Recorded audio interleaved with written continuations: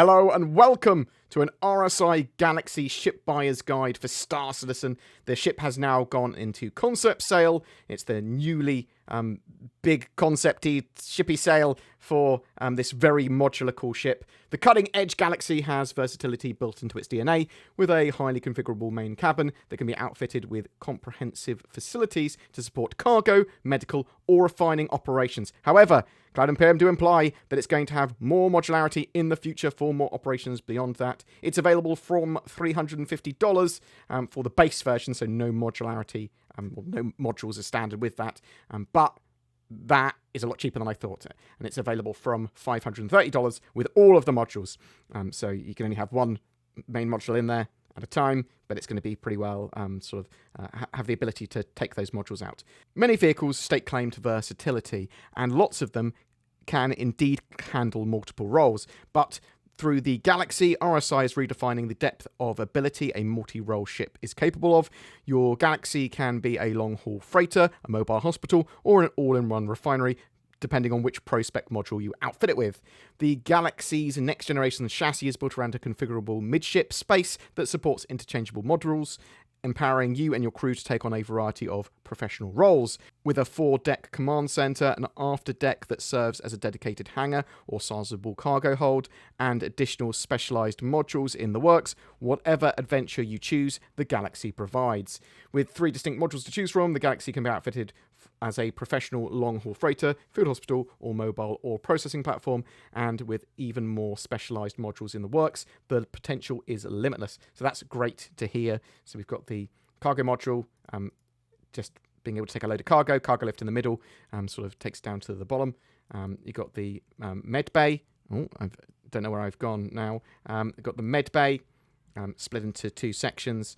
From the concept, we've got a tier 1 bed, 2 tier 2s, and 3 tier 3s, and you can bring sort of people that need medical support up from below the ship in the elevator, or you can bring them in from the hangar. And then we've got the refinery. So basically a load of refinery gear here, but you can basically suck up the saddlebags of things like the Prospector that come in from below and then can be processed and then I believe repackaged and again sent out. And then in the future we're going to have other modules. So the idea of the ship is that it's very, very modular. The cargo module gives you an additional 512 SU of cargo. The med bay gives you medical facilities, and the refinery gives you heavy-duty refinery. So you can have a bit of a mobile refinery operation going on there. So the cargo bay has actually tractor cranes and lots of facilities for moving cargo around. The med bay, lots of... actually, we've got more stuff here. We've got an industrial lift, hangar access with the cargo bay. The med beds, we can see in the medical bay, tier 3s. They've got the lift. You've got the tier 1 beds, you've got the tier 2 beds, and then access to the hangar. And then with the refinery, we've got sort of the command console. It's showing some different processors for sort of ore refining, mineral extractors, pull raw ore into the system for processing. Okay, so it's literally sucking up the saddlebags. And we also got hangar access there as well. I'm really looking forward to what other sort of modules we get in the future as well. That's going to be pretty exciting. Well, some weapons on the ship, but it's not a ship of war. It's got some sort of remote turrets there, but we've got a nice hangar. What else have we got? Yeah, so the medical Pisces, great idea to use as a ship with the RSI Galaxy if you've got the medical module there, because you can ferry sort of patients in. Load of cargo space if you want it. But the idea is you can quickly swap out the modules relatively easily. I do believe you need some sort of specialist facilities, but they'll probably be pretty common in space stations and landing zones. The ship is planned to be 110 meters long, 60 meters wide, 22 meters high. It's going to be good for 6 crew. It's got 3 size 5 dual remote turrets, and it's got 2 missile racks with, I'm assuming, 8 size 2 missiles. So I think that's 8 size 2. Its hangar size is extra small, which is size 2, which means it can take a reasonable size of ships. I think probably cutlass sized. I think that's probably extra small at the moment, or it might be just heavy fighter sized. So I'll have to double check that. We won't know until we actually have it in our hands. Realistically, some of these things change. Exactly what ships will fit in there will depend on the sort of door size. We've got a size 3 shield. Let's check out the technical specs as well. So there's a lot going on here. So the standard cargo capacity is 64 without the cargo module. It's got a load of size 3 components, 2 power plants, 2 fuel tanks, 2 coolers, 2 batteries, and then 2 size 2 computers there. Did I say coolers or computers? Two size 3 coolers and 2 size 2 computers, and a lot of modularity in the center module. Yeah, really, really excited to actually see that in the flesh. So yeah, it's a lot cheaper than I thought. You can see the prices here with VAT added. I have to pay 20% VAT extra because I'm in the UK. But if you buy it War Bond, you basically get lifetime insurance. If you buy it with store credit, and then you get 10 years insurance at the moment, I believe. So that's until the 30th of November, that offer.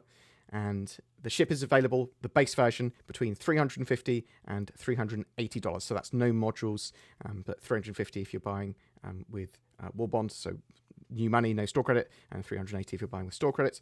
And then each of the modules are between $65 and $90. So you've got a cargo module, which is between $65 and $70, based on whether you buy the ship with it or buy it separately, because you can buy all the modules separately.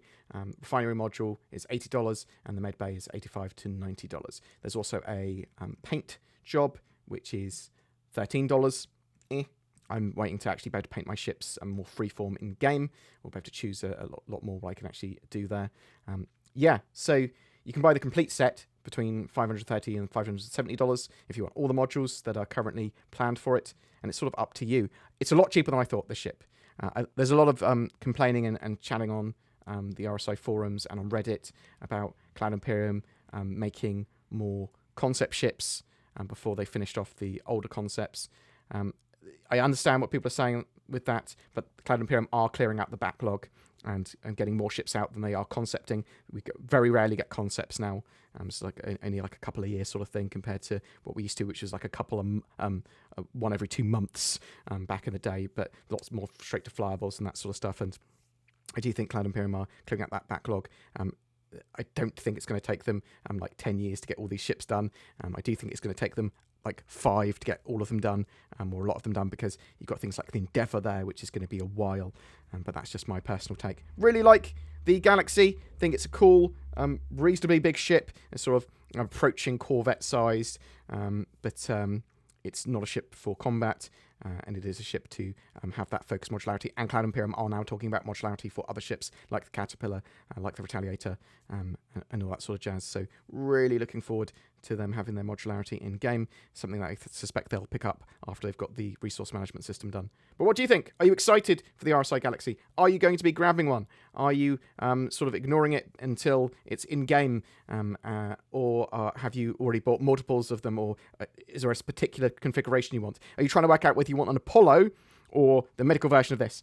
If you are, I'd say go for the Apollo, personally, because the Apollo is a focused medical ship, whereas the and can do a little bit of everything. You can set it up modularly within that medical profession to have tier 1 facilities, tier 2 facilities, tier 3 facilities. But the RSI Galaxy requires a bit of a bigger crew. It's a slightly bigger operation, yes. Basically, it's an Apollo and a half. That's the way you should look at it with the medical module. But I think the Apollo is going to be better suited at making money and moving around the verse more easily. But it's up to you. And that if you want to have a ship that you can change out and have lots of different functionality for, then the Galaxy might be for you. But tell me what you think in the comments below.